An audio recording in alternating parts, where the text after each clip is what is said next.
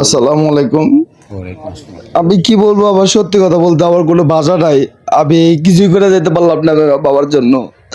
আমার বলার মতো কণ্ঠ নাই যে আমি আপনাদের সামনে কথা বলবো। আমার আব্বুরে আপনারা মাফ করে দিন, মন থেকে দিল থেকে মাফ করে দিন। যদি কোনো অন্যায় করে থাকে, যদি কোনো খারাপ ব্যবহার করে থাকে, তাহলে আপনারা নিজ গুলো ক্ষমা করে দিন। কারোর সাথে যদি দেনা পাওনা বিষয় থাকে আমার সাথে যোগাযোগ করেন, আমি চেষ্টা করবো আপনাদের শোধ করে দেওয়ার জন্য। আমরা যখন হাঁটি হাঁটি পা পা করি, এই তো আমার বাড়ি আর মাঠ পাশাপাশি, যখন এখানে হাঁটতে হাঁটতে আসতে পারি তখন উনি এই স্কুলের শিক্ষক। তার কাছ থেকে আমাদের ছাত্র জীবন শুরু। আসলে ওনার সাথে স্মৃতি মানে বলার মতো না, দীর্ঘদিন একসাথে মনে করেন ছোটোবেলাতে একজন মানুষ বাড়িতে হাইটে আসলে যার সাথে দেখা হইতো তার সাথে অনেক স্মৃতি থাকে। তারপরে তার অনুপ্রেরণায় আমরা লেখাপড়া শেখার পর যখন অন্য স্কুলে আগে গেলাম তখন উনি আমাদের এই ক্লাবের সাথে আমাদেরকে সম্পৃক্ত করে দিল। দীর্ঘদিন উনি ছেলেপেলের সাথে এমন আচরণ করতো, প্রত্যেকটা সন্তানই মনে হতো ওনার সন্তান। ওনার কাছ থেকে কেউ কখনো কষ্ট পেয়েছে এরকম কোনো নজির আমার জানা নাই। কেমন লোক ছিল উনি, কেমন লোক ছিল আপনাদের সাক্ষ্য প্রমাণেই আসলে মনে হয় আমি যা বললাম উনি একজন ভালো লোক ছিল। আমার মনটা খুব ভারাক্রান্ত। এই মাঠে যে মাঠে দাঁড়িয়ে কথা বলছি, আপনারা জানেন যারা আমাদের বয়সী বা কাছাকাছি বয়স, এই মাঠে যখন ফুটবল খেলা হয়তো উনি রেফারি দিতেন। উনি খুব ভালো মানুষ ছিলেন আলহামদুলিল্লাহ। আমার জানা মতে। আজ এই মরহুমের সামনে আমরা উপস্থিত হয়েছি, উনি একজন মডেল, উনি একটা আদর্শ। ওনার জীবনে প্রতি ক্ষেত্রে উনি আদর্শ রেখে গেছেন। এইটাই হয় মানুষের শিক্ষা।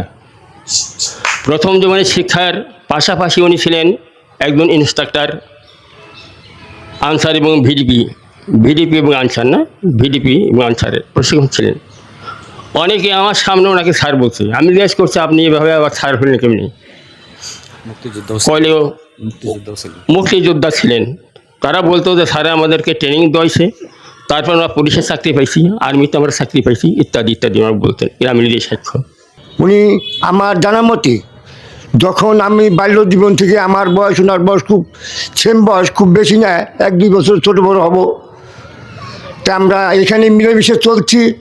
উনি স্কুল লাইফে, ছাত্র জীবনে বা টিচার জীবনে অনেক পোলাপানকে ডেকে এনে এই শিক্ষার পথে নিয়েছেন, বা মানে সেটা ভাষায় প্রকাশ করা যায় না। এমন একটা ফ্যামিলির ছেলে উনি। সফদরউদ্দিন আহমেদ সাহেব, উনি আমাদের স্যার ছিলেন। ওনার কাছ থেকে আমরা অনেক কিছু শিখেছি। উনি একটা পুলিশের চাকরি পেয়েছিলেন, উনি সে চাকরি করেন নাই। এমন ভদ্রলোক ছিলেন, ঘুষখোর সুদখোরের ব্যবসা তিনি করেন নাই, ওই চাকরি তিনি করেন নাই। তার পোলাপানকে আদর্শ হিসেবে করেছেন। ধন্যবাদ মনির হোসেন, চেতনা মানিগঞ্জ এবং ছোট ভাই গফুর। আজকে জানাজা আসলাম আমাদের 14 স্যার শামসুদ্দিন আহমেদ, আমাদের শামসু স্যার। তো এখানে বড়টা বিষয় হলো যে শামসু স্যার আমারই শিক্ষাগুরু। ওনার পিতা সফদল স্যার, ওনার কাছে আমি বরঙ্গাইল প্রাইমারি স্কুলে পড়েছি। ওনারই সুযোগ্য সন্তান উনি।